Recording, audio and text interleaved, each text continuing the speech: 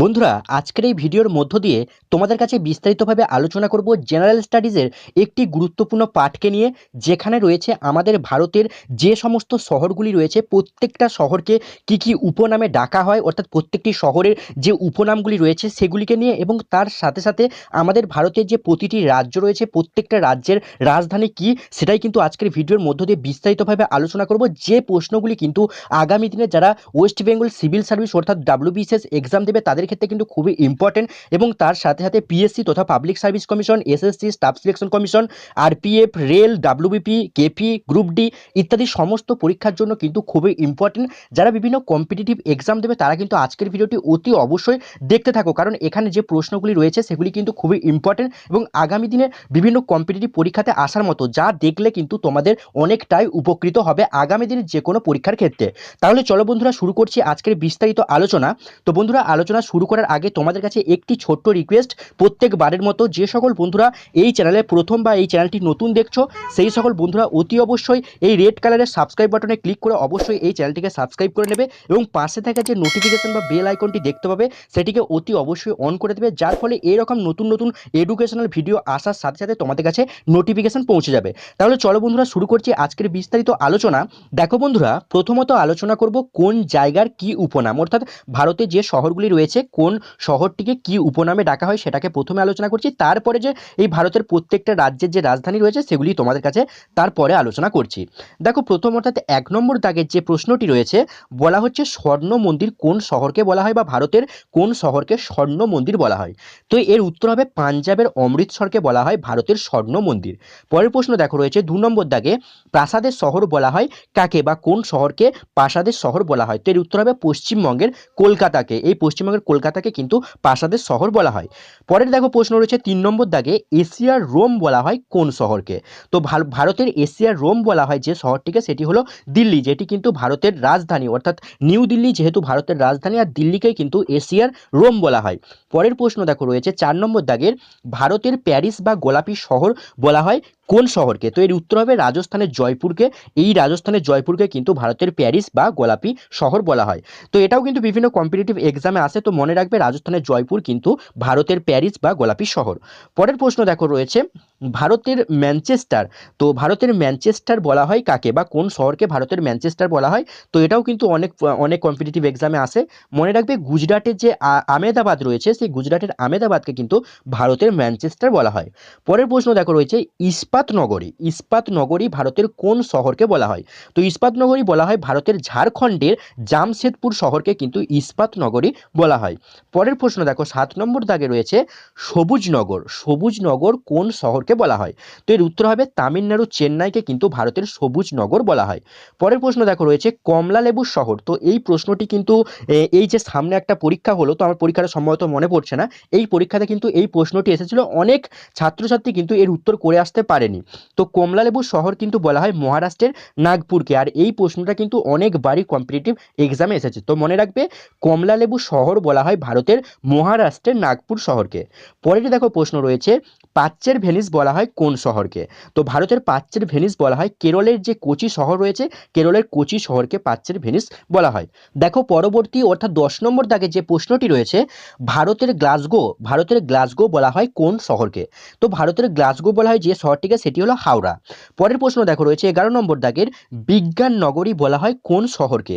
তো বিজ্ঞান নগরী বলা হয় কর্ণাটকের, অর্থাৎ ভারতের কর্ণাটকের ব্যাঙ্গালোর শহরকে বলা হয় বিজ্ঞান নগরী। পরের প্রশ্ন অর্থাৎ 12 নম্বর দাগে যে প্রশ্নটি রয়েছে, ভেরি ভেরি ইম্পর্টেন্ট প্রশ্ন একটা, দ্বিতীয় কাশ্মীর বলা হয় কাকে, অর্থাৎ কোন শহরকে দ্বিতীয় কাশ্মীর বলা হয়। তো মনে রাখবে পশ্চিমবঙ্গের মিরিককে কিন্তু দ্বিতীয় কাশ্মীর বলা হয়। পরের প্রশ্ন অর্থাৎ 13 নম্বর দাগে যে প্রশ্নটি রয়েছে দেখো, চির বসন্তের শহর বলা হয় কাকে, বা কোন শহরকে চির বসন্তের শহর বলা হয়। তো এর সঠিক উত্তর হবে ইকুয়েডরের কুইটো শহরকে কিন্তু চির বসন্তের শহর বলা হয়। পরের প্রশ্ন দেখো রয়েছে 14 নম্বর দাগের, তো এটা কিন্তু ভারতের বাইরে, যেটা বলা হচ্ছে মসজিদের শহর বলা হয় কোন দেশকে। তো মনে রাখবে বাংলাদেশের ঢাকাকে কিন্তু বলা হয় মসজিদের শহর। দেখো পরবর্তী অর্থাৎ 15 নম্বর দাগের যে প্রশ্নটি রয়েছে, দেখো নিশীথ সূর্যের দেশ বলা হয় কাকে? তো নিশীথ সূর্যের দেশ বলা হয় হ্যামারফেস্টকে নিশীথ সূর্যের দেশ বলা হয়। 16 নম্বর দাগে যে প্রশ্নটি রয়েছে, দেখো এটাও খুব ইম্পর্টেন্ট প্রশ্ন, স্বর্ণ শহর বা সোনার শহর বলা হয় কাকে? তো এর উত্তর হবে জোহানেসবার্গকে কিন্তু স্বর্ণ শহর বা সোনার শহর বলা হয়। পরের প্রশ্ন দেখো রয়েছে বাংলার অক্সফোর্ড বলা হয় কোন কোন জায়গাকে বা কোন জেলাকে বাংলার অক্সফোর্ড বলা হয়? তো এর উত্তর হবে নদিয়াকে। পরে দেখো 18 নম্বর দাগের প্রশ্ন রয়েছে পবিত্র ভূমি বলা হয় কাকে? তো পবিত্র ভূমি বলা হয় প্যালেস্তাইনকে। পরের প্রশ্ন দেখো রয়েছে লিলি ফুলের দেশ বলা হয় কাকে? তো লিলি ফুলের দেশ বলা হয় কানাডাকে। পরের প্রশ্ন দেখো রয়েছে ইউরোপের ককপিট, তো ভেরি ভেরি ইম্পর্টেন্ট, ইউরোপের ককপিট বলা হয় কাকে? তো ইউরোপের ককপিট বলা হয় বেলজিয়ামকে। পরের প্রশ্ন দেখো রয়েছে মুক্ত দ্বীপ বলা হয় কাকে বা কোন জায়গাকে মুক্ত দ্বীপ বলা হয়? তো এর উত্তর হবে বাহারিন, এই বাহারিনকে বলা হয় মুক্ত দ্বীপ। পরে দেখো রয়েছে লবঙ্গের দ্বীপ বলা হয় কাকে? তো লবঙ্গের দ্বীপ বলা হয় মাদাগাস্কারকে, এই মাদাগাস্কারকে কিন্তু লবঙ্গের দ্বীপ বলা হয়ে থাকে। পরের প্রশ্ন দেখো রয়েছে পিঠের দেশ বলা হয় কাকে বা কোন জায়গাকে পিঠের দেশ বলা হয়? তো এর উত্তর হবে স্কটল্যান্ডকে। পরের প্রশ্ন দেখো রয়েছে ভেরি ভেরি ইম্পর্টেন্ট সাদা হাতির দেশ, সাদা হাতির দেশ বলা হয় কোন জায়গাকে বা কোন দেশকে সাদা হাতির দেশ বলা হয়? তো এর উত্তর হবে থাইল্যান্ডকে। পরের প্রশ্ন দেখো রয়েছে বায়ুকলের দেশ বলা হয় কাকে বা কোন দেশকে বায়ুকলের দেশ বলা হয়? তো এর উত্তর হবে হল্যান্ডকে, হল্যান্ড কিন্তু বায়ুকলের দেশ। পরে দেখো রয়েছে এরপরে কিন্তু তোমাদের কাছে আলোচনা করব ভারতের যে সমস্ত রাজ্যগুলি রয়েছে প্রত্যেকটা রাজ্যের রাজধানী কি, আর এখান থেকেও কিন্তু বিভিন্ন কম্পিটিটিভ এক্সামে অনেক প্রশ্ন আসে। তো চলো শুরু করছি। দেখো প্রথমত যেটি রয়েছে 1 নম্বর দাগে জম্মু এবং কাশ্মীর। তো জম্মু এবং কাশ্মীরের গ্রীষ্মকালে অর্থাৎ গরমকালে কিন্তু তার রাজধানী শ্রীনগর এবং শীতকালে কিন্তু থাকে জম্মু। পরে দেখো রয়েছে সিকিম, তো সিকিম রাজ্যের যে রাজধানী সেটি কিন্তু গ্যাংটক, অর্থাৎ সিকিমের রাজধানী কিন্তু গ্যাংটক। পরে দেখো রয়েছে অরুণাচল প্রদেশ, তো অরুণাচল প্রদেশের যে রাজধানী সেটা কিন্তু ইটানগর। পরে দেখো রয়েছে বিহার, এই বিহারের কিন্তু রাজধানী হচ্ছে পাটনা। পরে দেখো রয়েছে ছত্তিশগড়, ছত্তিশগড় রাজ্যের রাজধানী কিন্তু রায়পুর। পরে দেখো 6 নম্বরে রয়েছে গোয়া, তো গোয়া রাজ্যের রাজধানী কিন্তু হয়ে যাচ্ছে পানাজি। পরের প্রশ্ন দেখো রয়েছে আসাম বা অসম রাজ্যের কিন্তু রাজধানী হচ্ছে দিসপুর। পরে অর্থাৎ 8 নম্বর দাগে দেখো রয়েছে পশ্চিমবঙ্গ, যেটা আমাদের রাজ্য, তো এই পশ্চিমবঙ্গ রাজ্যের রাজধানী কিন্তু কলকাতা। পরে দেখো রয়েছে অন্ধ্রপ্রদেশ, তো অন্ধ্রপ্রদেশ রাজ্যের যে রাজধানী সেটি কিন্তু হায়দ্রাবাদ। পরে রয়েছে দেখো তেলেঙ্গানা, তো তেলেঙ্গানা রাজ্যের যে রাজধানী সেটাও কিন্তু হায়দ্রাবাদ। পরে দেখো রয়েছে ত্রিপুরা, তো ত্রিপুরার রাজধানী এটাও কিন্তু অনেক সময় পরীক্ষায় আসে, তো ত্রিপুরার ভাষাও কিন্তু বাংলা, তো ত্রিপুরার রাজধানী কিন্তু আগরতলা। পরে দেখো রয়েছে পাঞ্জাব, তো পাঞ্জাবের যে রাজধানী সেটা চণ্ডীগড়। আবার একটা কথা মাথায় রাখবে, হরিয়ানা, হরিয়ানা রাজ্যের রাজধানী কিন্তু চণ্ডীগড়, অর্থাৎ পাঞ্জাব এবং হরিয়ানা এই দুটি রাজ্যের যে রাজধানী দুটোই কিন্তু চণ্ডীগড়। পরে দেখো রয়েছে রাজস্থান, তো রাজস্থানের যে রাজধানী সেটা কিন্তু জয়পুর, অর্থাৎ রাজস্থান রাজ্যের যে রাজধানী সেটি হচ্ছে জয়পুর। পরে দেখো রয়েছে হিমাচল প্রদেশ, তো হিমাচল প্রদেশের যে রাজধানী সেটি কিন্তু হচ্ছে সিমলা। পরের প্রশ্ন দেখো রয়েছে গুজরাট, তো গুজরাট রাজ্যের যে রাজধানী সেটি হচ্ছে গান্ধীনগর। পরে রয়েছে দেখো ঝাড়খণ্ড, তো ঝাড়খণ্ড রাজ্যের যে রাজধানী সেটি কিন্তু রাঁচি।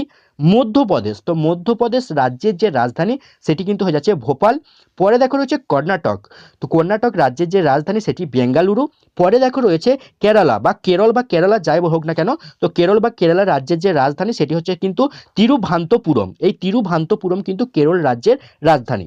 পরে দেখো রয়েছে মহারাষ্ট্র, তো মহারাষ্ট্রের যে রাজধানী সেটা কিন্তু মুম্বাই। পরে দেখো রয়েছে মেঘালয়, তো মেঘালয় রাজ্যের যে রাজধানী সেটি কিন্তু শিলং। পরে দেখো রয়েছে মিজোরাম, তো মিজোরাম রাজ্যের যে রাজধানী সেটি কিন্তু হয়ে যাচ্ছে আইজল। পরে রয়েছে দেখো মণিপুর, তো মণিপুর রাজ্যের রাজধানী কিন্তু ইম্ফল। পরে দেখো রয়েছে 25 নম্বর দাগের নাগাল্যান্ড, তো নাগাল্যান্ড রাজ্যের যে রাজধানী সেটি কিন্তু হয়ে যাচ্ছে কোহিমা।